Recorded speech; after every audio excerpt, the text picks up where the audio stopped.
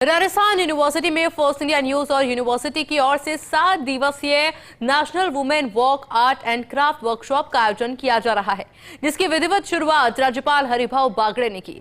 कार्यक्रम में first India news channel के सीईओ एवं मैनेजिंग एडिटर पवन अरोड़ा और राजस्थान यूनिवर्सिटी की कुलगुरु अल्पना कटेजा मौजूद रही।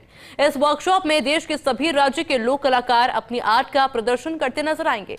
रिपोर्ट देखिए। National women folk art and craft workshop कार्यक्रम के शुभारंभ पर राज्यपाल हरिभाऊ बागड़े ने कहा कि मैं सभी राज्यों से आए कलाकारों को बधाई देता हूं। कला कौशल आज के दौर में कम हो रहा है। अंग्रेजों ने जानबूझकर हमारी हस्तकला को खत्म करने का काम किया, हमारी शिक्षा पद्धति पर प्रहार किया, हमारी संस्कृति को खत्म करने की बहुत कोशिश की, लेकिन वो इसमें सफल नहीं हो पाए। महात्मा गांधी ने 23 मार्च 1922 को भाषण दिया और उन्होंने कोर्ट के सामने कहा था कि हमारे घरेलू उद्योग बंद कर दिए। हमारी कला को मुगल भी अपनी कला बताते थे, इसलिए हमारी संस्कृति और कला बहुत पुरानी है। यह कार्यक्रम युवाओं के लिए प्रेरणा देगा। वहीं कार्यक्रम में फर्स्ट इंडिया के सीईओ एवं मैनेजिंग एडिटर पवन अरोड़ा ने कहा कि यह वर्कशॉप पूरे भारत का प्रतिनिधित्व कर रही है। इस वर्कशॉप में पूर्व से पश्चिम और उत्तर से दक्षिण की कलाकार भाग ले रही हैं। आर्ट एंड कल्चर एक बहुत बड़ी विद्या है। मानवीय संवेदना अगर देखनी है तो वो यहाँ देखी जा सकती है। कला अपने समय की सभ्यताओं को दर्शाती है। एक कला कौशल्य जो है वो अपने देश को कुछ नई बात नहीं है, बल्कि ये कम भी हो रहा है। अंग्रेजों ने जानबूझकर हमारी जो हस्तकला थी, हमारे जो घरेलू उद्योग थे, ये बंद करना, ये भी कोशिश उन्होंने की।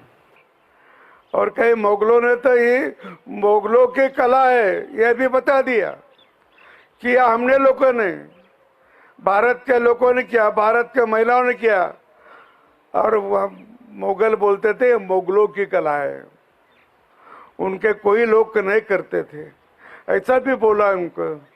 और ये जो हमारी कला थी वो बहुत प्रसिद्ध, बहुत पुरानी है। जब इतिहास लिखा जाता है तो केवल राजा महाराजाओं के बारे में, केवल उनके युद्धों के बारे में, उनकी नीतियों, उन्होंने कितना क्षेत्र कब्जा कर लिया या आधिपत्य में ले लिया, उसके बारे में इतिहास नहीं होता है। उस स्थान की कला, संस्कृति, पेंटिंग्स, नाटक, गीत, संगीत, लोक कलाएं, उनको लेकर के भी इतिहास रचा जाता है। और भारत तो इसका सबसे बड़ा एक उदाहरण है। तो मानवीय संवेदनाओं को जीवित रखने के लिए हमारे इतिहास में एक हमारा जो वर्तमान समाज का जो दर्पण है, वो ये कलाएं बताएंगी कि उस समय का समाज कैसा था। आज हम पुरानी पाषाणकालीन सभ्यताएं देखते हैं, हड़प्पा मोहनजोदाड़ो की कलाएं देखते हैं, तो हमें मालूम चलता है कि उस समय लोगों का मन में क्या था, क्या चीज़ प्रिवेल करती थी, कैसी आर्ट एंड कल्चर थी। तो आने वाले समय में आज जो कलाएं हैं ये भी एक इतिहास में दर्ज होंगी। कार्यक्रम के शुभारंभ पर राजस्थान यूनिवर्सिटी की कुलगुरु अल्पना कटेजा ने फर्स्ट इंडिया न्यूज के सीईओ एवं मैनेजिंग एडिटर पवन अरोड़ा की खुले मन से तारीफ की। उन्होंने कहा कि हमेशा से ही यह कार्यक्रम बंद हॉल में होता आया, लेकिन पवन जी ने जिस विजन के साथ ये कार्यक्रम किया वाकई में बेहद ही शानदार है। इसके लिए यूनिवर्सिटी उनका धन्यवाद करती है। पवन अरोड़ा जी का धन्यवाद देती हूँ कि आपने ये जो आइडिया है कि हमेशा जेकेके में होता है, इसको क्यों ना यूनिवर्सिटी में किया जाए। ये वो प्रांगण है जहाँ हमेशा हम 15 अगस्त, 26 जनवरी, वंदे मातरम, इन कार्यक्रमों का यहाँ आयोजन करते हैं। और हर शाम यहाँ पर विद्यार्थी, इनमें जो ये बोगनविला गार्डन जिसको डेवलप कराया गया है, यहाँ पर बैठते हैं। ये शाम को बहुत गुलजार रहता है, स्टूडेंट्स बहुत आते हैं। लेकिन इस तरीके का जो ओपन एटमॉस्फेयर में आपने कहा कि नेचर के साथ में ये कार्यक्रम किया जाए, तो उसके लिए आपका बहुत बहुत आभार। खुले दिल से विश्वविद्यालय आपके लिए आभारी है कि आपने हमारे इस प्रस्ताव को स्वीकार किया कि हमेशा बंद सभागार में ऐसे कार्यक्रम होते हैं, लेकिन इसको हम नए तरीके से हम यहाँ पर आयोजित करें। फर्स्ट इंडिया न्यूज हमेशा से ही सामाजिक सरोकार के कार्य में आगे रहता आया है।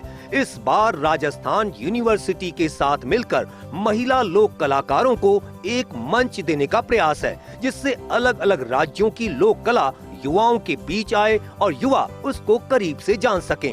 Bharat Dixit, first India news, Jaipur.